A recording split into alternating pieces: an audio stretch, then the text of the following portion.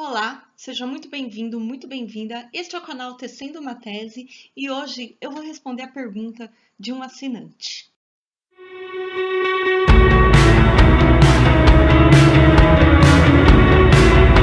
Bom, vamos para a pergunta, né? Olá, tenho acompanhado as suas postagens e o constante convite a pensar. Isso é bom, exercita a massa encefálica. Numa das suas postagens, você cita que devemos ser intolerantes com a intolerância. Lembrei da frase tudo é relativo. Esta mesma frase se volta ela mesma. Agora vem a reflexão que nos move a pensar. Se combatemos a intolerância, não seria uma retroalimentação da intolerância afirmar que devemos ser intolerantes com a intolerância? Seria esta afirmação alguma permissividade para a intolerância? Bom, primeiro, né, esse assinante é uma pessoa que me é muito cara, né, eu conheço ele além das redes sociais, né, é uma pessoa que eu tive a oportunidade de conviver um pouco, né, é um companheiro aí de luta dentro, né, da questão da área da infância e da adolescência, e é uma pessoa que eu admiro muito e respeito muito, né, a primeira questão que eu vou colocar aqui, por quê? Eu e essa pessoa, a gente não pensa igual numa série de assuntos aí ligados a questões sociais, né? A gente não pensa, não compartilha em tudo 100% da mesma ideia, né? Mas é uma das poucas pessoas que eu vejo que estabelece o diálogo, né, da discordância respeitosa. O que eu quero dizer com isso, né? Embora tenha vezes que nós, né, tanto eu quanto ele, não pensamos igual em determinada questão social, né? A gente consegue falar um com o outro, expressando ponto de vista, expressando argumentos, né? Sem desrespeitar o outro, né? É uma pessoa que eu aprendo muito por isso, né? Como vocês sabem, eu sou uma pessoa apegada à palavra, apegada ao discurso, minha formação em psicologia social acabou me moldando, me talhando dessa maneira, como pessoa, como intelectual, e eu vou me apegar na sua primeira afirmação, que é que eu digo, né, que não devemos ser tolerantes com os intolerantes, né? A frase é essa. Na verdade, não sou eu que digo isso. Quem diz isso é o filósofo Johann Habermas, né, um dos filósofos aí que deu continuidade ao pensamento crítico, né, da escola frankfurtiana de filosofia, e ele diz isso num livro, né, um livro que eu gosto muito de filosofia, acho que foi um dos primeiros livros que eu li quando eu fiz o meu mestrado, né, em psicologia social, são cartas trocadas entre ele e o filósofo Richard Hort. Né? Dentro desse livro, eles discutem aí qual que seria aí uma política que serviria mais às pessoas, né? E o Richard Hort, ele vem de uma filosofia pragmatista. O pragmatismo é uma filosofia, uma doutrina filosófica que prega que as coisas só são válidas e verdadeiras se elas têm uma utilidade prática, né? Explicando assim de modo muito breve, tá? Porque é uma corrente de pensamento filosófico. Já o Habermas, né, ele bebe das águas aí, ele é um neomaterialista, né? Então ele trabalha com materialismo histórico, ele trabalha com as contradições sociais. E qual que é o embate desses dois filósofos aí, né? Encurtando muito a história, né? Para entender por que eu falo isso, por que eu falo essa citação que não é minha, né? É do filósofo Johann Habermas. O Habermas, ele defende uma ética universalista, né? E o Richard Hort, ele acha que não, que a gente deveria, cada lugar deveria ter sua ética. Ou seja, ele é contextualista, né? E o Richard Hort, ele vai criticar a ideia, né, que o Habermas vai colocar na teoria da ação comunicativa, de que a gente deveria, para que a gente chegasse a uma verdade, submeter discurso através de discurso, confrontar discurso através de discurso, e aí o discurso que ganhasse chegaria mais próximo da verdade. Gente, é uma síntese, tá? A teoria é muito mais do que isso, mas eu estou sintetizando para você que está vendo o meu canal com recurso de tradução, porque eu sei que pessoas que assistem aos meus vídeos não são filósofos, não são psicólogos sociais, então eu estou traduzindo, é a tradução da tradução da tradução para vocês entenderem por que eu vou explicar isso agora e da onde que esses dois filósofos estão partindo para o Habermas, em determinado momento da discussão, chegar a essa afirmação. Então, só para vocês entenderem, né, para o Hort, cada lugar tem que ter sua ética, né? Porque é contingente à sua cultura, ao seu modelo de sociedade. E para o Habermas, né, embora ele seja um neomarxista, ele vai defender a ideia de universalidade pela linguagem, né, pelo discurso.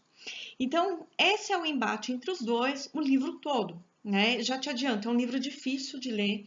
Eu lembro que no meu mestrado eu li ele 2 vezes para poder entender, se é que eu entendi alguma coisa. Né? Deixar bem claro, porque eu não tenho problema nenhum de dizer que eu li um negócio que eu acho que eu entendi, porque eu não tenho esse problema de ter medo, né? De, minha deusa, vou me desautorizar como intelectual. Gente, eu tô aqui para aprender como vocês. Pois bem, né? E nisso o Hort ele vai falar a favor da cultura, a favor do pragmatismo, né? De que seria útil para as pessoas, para a sociedade, cada lugar ter sua ética. E o Habermas não. E aí ele vai criticar o Hort, que o Habermas acha que existe um grande campeão do vilarejo, né? Que é discurso em cima de discurso, e o discurso que ganhar, ele chega à verdade. Né? O Hort vai lembrar o Habermas que ele acha que ele parte de um pressuposto de que todo discurso é verdadeiro, de que todo discurso busca uma veracidade, uma justeza. E aí ele vai lembrar dos sofistas, né? Os sofistas que tinham a retórica, uma formação para a política, e a retórica tem esse objetivo de iludir o outro, né? Então ele vai lembrar o Habermas, né, que ele não está cogitando esse elemento. E coisa que eu concordo com o Hort, né? Embora eu trabalhe com Habermas, né, até determinada página do livro eu trabalho com ele. Essa questão da teoria do agir comunicativo, ao meu ver, tem algumas brechas, sim. Né? Por sua vez, o Habermas ele vai dizer que se nós tivermos, né, uma ética contextualista, cada lugar tem sua ética, a gente pode provocar algumas violências, né? E nisso o Habermas está citando, né, o Shoah, ou seja, aquilo que vulgarmente as pessoas chamam como Holocausto, a Segunda Guerra Mundial, a morte, né, em campos de concentração de judeus, a morte em campos de concentração de ciganos, testemunhas de Jeová, ou qualquer pessoa que não tivesse aí numa aceitação daquilo que é o padrão, que era o padrão normativo da época, né? Ou então pessoas com orientação homossexual, homoafetiva e por aí vai. Né, deficientes. Então, o que acontece? Né? O Habermas vai falar, se a gente cai nesse contextualismo do Richard Hort, a gente tende a relativizar a ética, relativizar tudo, né? E para o Habermas, a ética, ela é verdadeira. Se é verdadeira, não é justificável. Você não tem que ficar justificando muito uma coisa quando ela é ética. Concordo até certa medida esse ponto do Habermas. É um livro que a maioria das pessoas que lê, ficam bem divididas entre os dois filósofos, porque é uma briga de titãs na filosofia. E o Habermas vai dizer, né, que as violências na sociedade, né, as violações de direito, elas seriam muito mais suscetíveis de acontecer se a gente tivesse mesmo um contextualismo, né? E traduzindo para os dias de hoje, né, o Habermas, quando ele solta a frase, né, no meio dessa discussão, dessas cartas que ele troca com o Richard Hort, que não podemos ser tolerantes aos intolerantes, ele fala mesmo do Shoah. Ele fala de que como é que foi o Shoah na Alemanha, né? Como é que foi a Segunda Guerra, o desenvolvimento, né, do pensamento autoritário, do social nacionalismo. Foi assim, primeiro começou, né, a mexer nas leis, primeiro roubaram a flor do jardim, como Brecht fala, né? Então, primeiro entrou onde no qual não poderia se casar judeus com não-judeus, né? E dali a pouco, sucessivamente, vai tirando os direitos dos judeus, né, e de outras pessoas, até eles chegarem aos campos de concentração e até depois esse campo de concentração chegar ao extermínio dessas pessoas, né? Porque a ideia era trabalho forçado. E depois, por questões aí que vai levar 2 horas de vídeo se eu explicar a Segunda Guerra Mundial, né? Eu sugiro a você que já saiba um pouco dessa discussão, virou campo de extermínio, né? E o que acontece, né? Para o Habermas, né? Ele se apegando a esse fato histórico, e assim, é um fato histórico, gente, que para mim é uma repetição. Né? Aquela notícia de 2 anos atrás, de imigrantes tentando entrar na Polônia, e os imigrantes que chegaram até a Polônia, tendo que ser marcados nessa região para decidir quem usa o sistema de saúde ou não, né? É um tipo de segregação. Então é disso que o Habermas está falando, né? Do segregacionismo, né? Que leva à morte de pessoas. Né? Ele está falando de uma questão muito séria. E é um dos poucos pontos, né, no embate que ele tem com o Hort que eu concordo com o Habermas. Ele está falando, né, de coisas como a atual questão com as crianças imigrantes nos Estados Unidos, né, que está acontecendo agora no governo Trump. Então, assim, são coisas como essa que o Habermas está dizendo. Não dá para a gente tolerar a morte de pessoas, não dá para a gente tolerar um grupo se achar superior ao outro, né? Na verdade, ele quer dizer, porque é traduzido do alemão, né? Então a gente não sabe quão bem traduzido foi. Embora, assim, a editora que traduziu esse livro, ela traduz razoavelmente bem. Mas a ideia do Habermas, quando ele cita isso, é que a gente não pode tolerar ideias de intolerância, porque essas ideias de intolerância, ela mata pessoas. O que ele quer dizer por não tolerar? Ele quer dizer no nível discursivo. Ou seja, se para o Habermas é discurso em cima de discurso, um discurso ganha o outro, aqui vai ter uma competição por um discurso. E o discurso que ganhar, ele chega à verdade para o Habermas, né? Gente, é um modo muito sintético, tá? A teoria é muito mais que isso, mas para que você possa entender, eu estou traduzindo da tradução. Então, para o Habermas, né, é esse tipo de intolerância que ele está falando. As pessoas que são racistas, fascistas, homofóbicas, que são intolerantes à diversidade religiosa, seja ela qual for, tá? Essas pessoas, elas se sentem à vontade de ter esse tipo de discurso porque elas acham que elas são superiores a essas outras pessoas. Elas acham que elas estão com a razão. Para o Habermas, isso não é uma razão, é uma falsa razão. Né? É uma falsa razão porque se leva à morte de pessoas, se leva à exclusão de pessoas dos seus direitos em sociedade, né? Então, essas pessoas são intolerantes. Portanto, né, quando ele fala da intolerância à intolerância, seria com que a gente, no nível discursivo, não permitisse esse tipo de ação, esse tipo que as pessoas elas não se sintam mais à vontade de reproduzir esse discurso. E a tese do Habermas é que se as pessoas não se sentirem mais à vontade de reproduzir esse discurso com o tempo irá ser minado, irá sumir, né, de cenário. Eu acho que o Habermas ele é muito otimista. Ele tem uma orientação política social-democrata e ele dentro dessa social-democracia, dentro da filosofia dele, eu acho ele muito otimista, né? Não é reprimindo um discurso moral que você faz com que ele suma, né? Até mesmo porque essas pessoas elas acham outros nichos, né? Outras pessoas intolerantes para concordar com elas. Esse é o ponto que eu critico o Habermas, né? Mas sim, essas pessoas precisam entender, muitas pessoas, até assim, né? A gente vê casos aí na internet que estão acontecendo, tudo, não vou entrar no mérito, mas muito do que as pessoas abaixam a cabeça e compram um discurso de ódio é por achar que essas pessoas têm razão.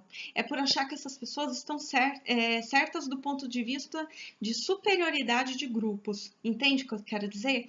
Então, assim, se a gente diz que existe, né, uma outra forma de pensar que não tolera a morte de vidas, né, a morte de grupos, seja ele qual for, né, independente se você concorda ou não com esses grupos, né, porque concordar ou não é uma coisa que às vezes nem diz respeito à sua alçada, né, mas respeitar é um dever e é um direito constitucional, né, independente se você está aqui ou em outro lugar. Na maioria dos países, respeitar é um direito constitucional.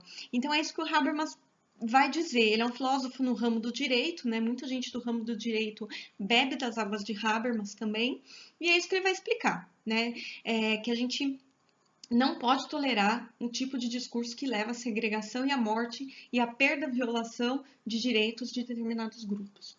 Agora, eu penso o seguinte, né? À medida que essas pessoas falam discursos de ódio, intolerância, e outras pessoas se manifestam contra no sentido discursivo de dizer, mas qual o problema de determinada pessoa pensar dessa forma? Qual o problema de determinado grupo existir, né? E começar a questionar porque o discurso de ódio ele não tem racionalidade, né? Quando você questiona o discurso preconceituoso de ódio, a pessoa ela chega num nível que ela não sabe mais explicar, ela não tem uma linha de raciocínio, né? A pessoa, ou ela vai usar uma falácia lógica de tentar ofender a sua pessoa, ou ela vai usar algum argumento de esquiva, ou algum argumento de autoridade, né? Ou de falsa autoridade para rebater você. Mas ela não vai saber te explicar o porquê que ela pensa dessa maneira. Então a ideia é que quando eu coloco um discurso contra essa ação, eu modifique, né, no seu todo, né, discurso submetendo discurso, eu modifique, né, essas pessoas. Embora, assim, eu acho que modifica, não porque a gente está reprimindo a moral do outro, né? Eu não acho que nada que seja reprimido tenha aí uma questão reflexiva. Nesse ponto eu discordo com o Habermas. Mas por que eu cito essa frase dele?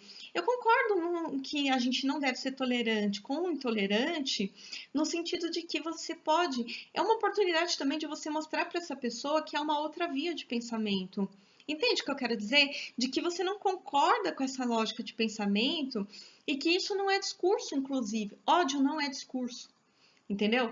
Uma coisa sou eu discutir com você a legalização da maconha, se deve legalizar ou não, e você achar que não, porque vai aumentar o consumo, e eu achar que sim. É hipotético, tá, gente? Eu não tô falando o que eu penso nesse vídeo.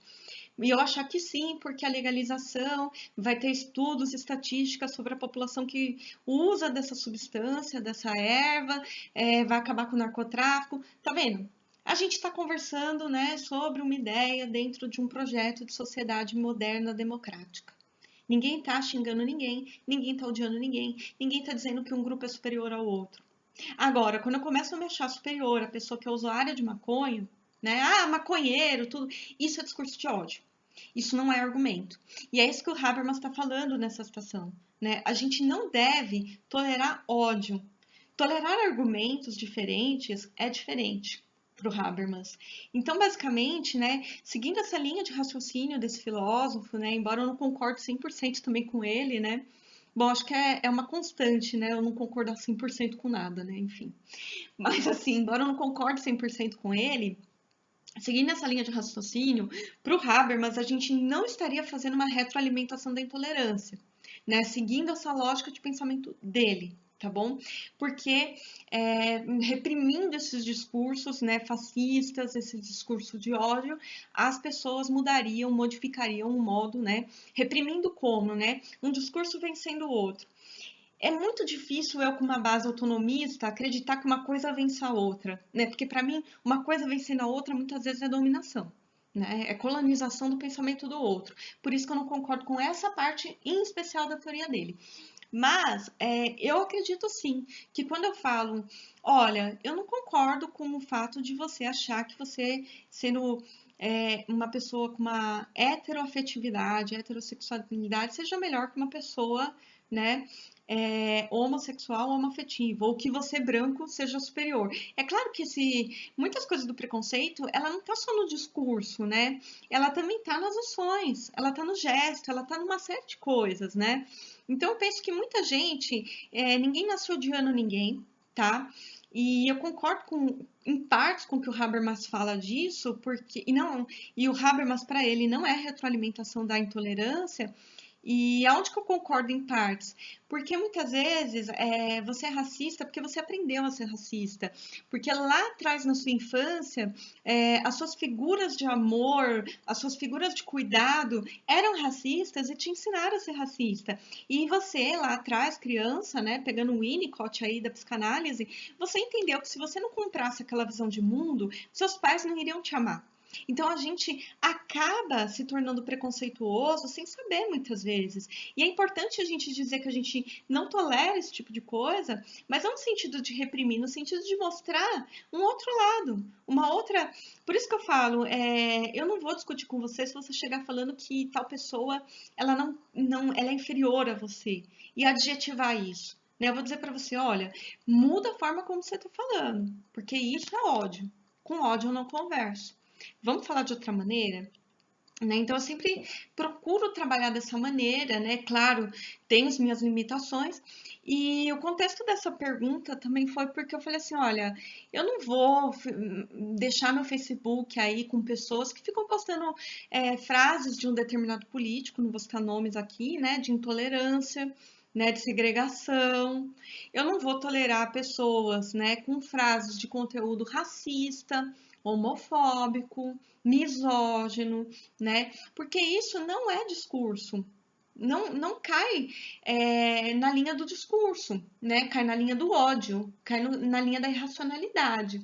Mas sim, se essa pessoa quiser vier conversar comigo, né, sem xingar ninguém, sem falar nada, e a gente ter uma argumentação a ponto, né, de eu entender da onde que ela começou o preconceito dela, e eu expor o meu ponto de vista e dizer que eu discordo, aí é outro papo, aí eu sou tolerante. Mas a gente não pode tolerar a violência, né? A violência na sociedade, com qualquer grupo que seja, tá, gente? Minorias sociais e outros grupos também, né? Eu não tô dizendo só minorias sociais, né? Eu acho que qualquer pessoa em sã consciência, independente da sua orientação política, uma pessoa que seja uma pessoa em sã consciência, né?